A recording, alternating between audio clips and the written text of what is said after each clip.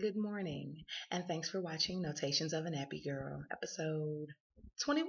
Yay, 2-1.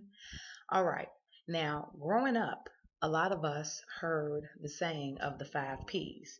Prior planning prevents piss poor performance. It's 5. Technically, it's 6, but piss poor is hyphenated, so it's considered 1. You can go with 5 or 6, I don't know.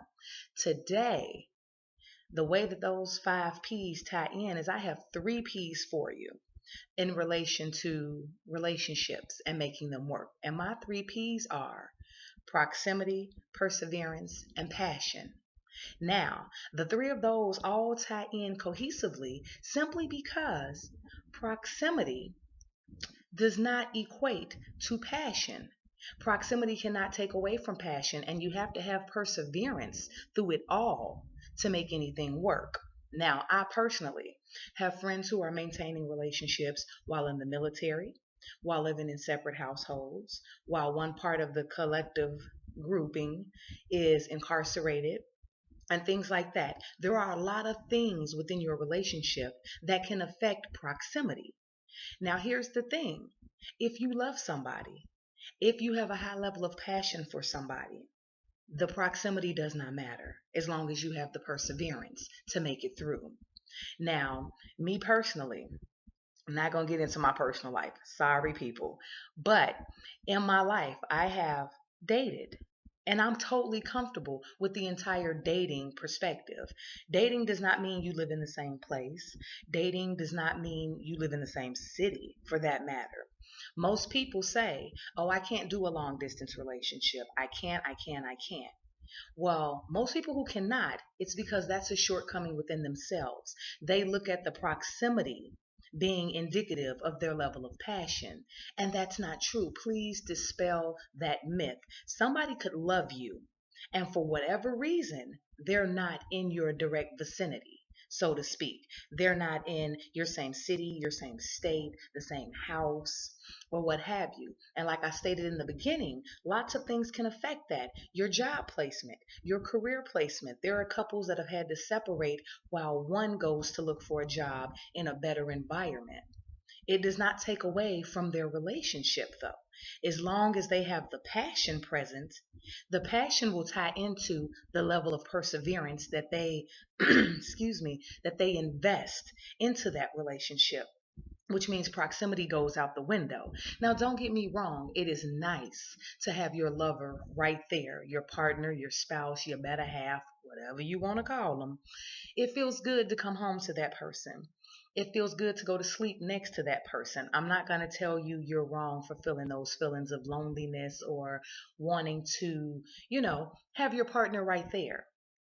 All I'm saying is let your passion be your guide. Let your love be your guide. And if you have those things present, nothing else matters. You can love somebody and not see them every day. You can love somebody and not talk to them every day. And I say this because you have people in a relationship who are within the same vicinity, who are in the same home, and they have no communication. There's infidelity. I'm sorry, tongue tied. It's early. Um, there's a myriad of issues that come up when you're in the same place. People have different temperaments, different attitudes, different living behaviors, levels of cleanliness, things like that, sexual prowess.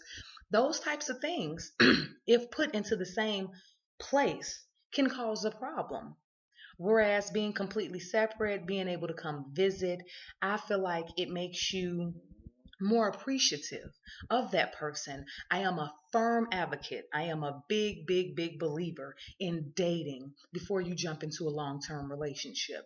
I know married couples that do not reside together for good reasons. And as long as you have a good reason, nothing else matters. What your friends think, what your parents think, what your cousin, sister, uncle, auntie, nobody matters in your relationship but you and your partner.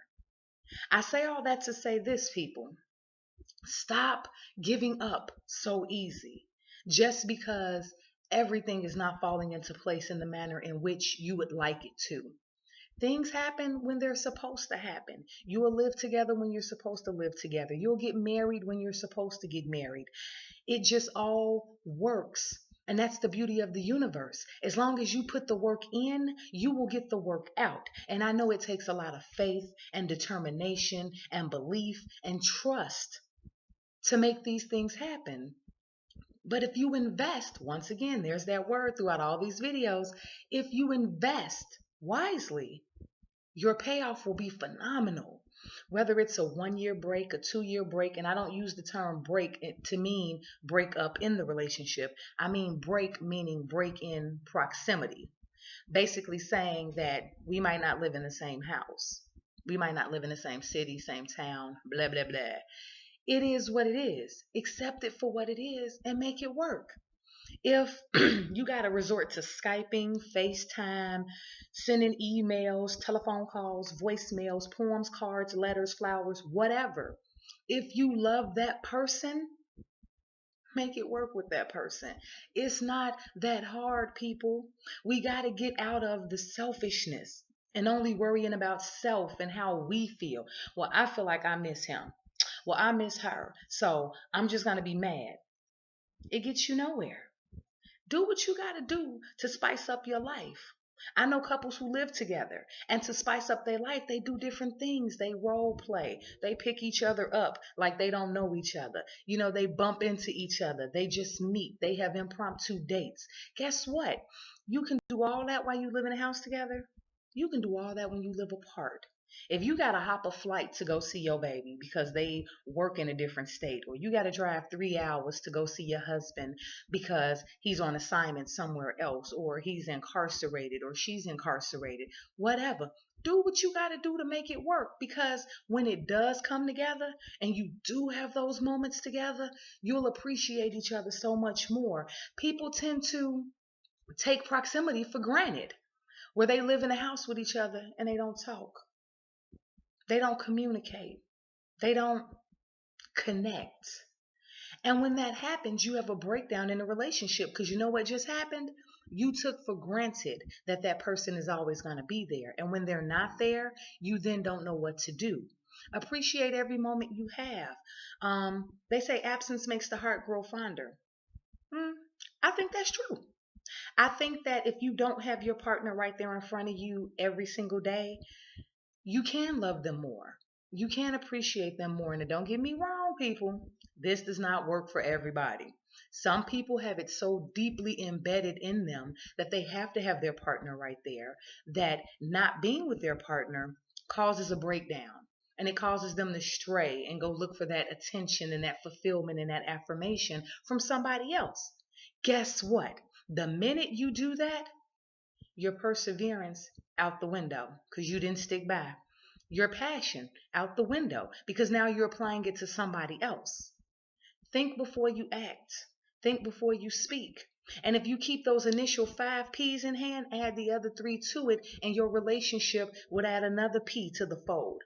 Phenomenal. That's my message for today, people. Passion, proximity, and perseverance. If you got all 3, you can make things work. If you're missing one, just the proximity, it can still work, because loving somebody is effectively a connection of the heart, mind, and spirit. It has nothing to do with the connection of your body. Remember that. Be safe in your journeys. Peace and blessings. I'm done.